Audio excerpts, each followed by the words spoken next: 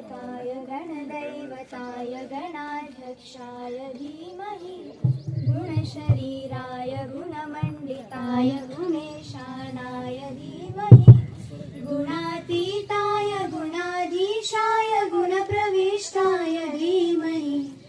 एकदन्ताय वक्रतुण्डाय गौरीतनयाय धीमहि गजेशानाय बालचन्द्राय श्रीगणेशाय धीमहि एकदन्ताय वक्रतुण्डाय गौरीतनयाय धीमहि गजेशानाय बालचन्द्राय श्रीगणेशाय धीमहि गानचतुराय गानप्राणाय गानान्तरात्मने गानोत्सुकाय गानमत्ताय गानोत्सुकमनसे गुरुपूजिताय गुरुदैवताय गुरुकुलस्थायिने गुरुविक्रमाय गुह्यप्रवराय गुरवे गुणगुरवे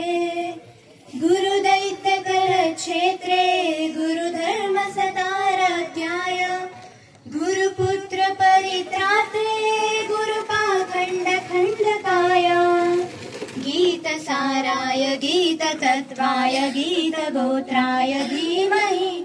गूढगुल्फाय गन्धमत्ताय गोजयप्रदाय धीमहि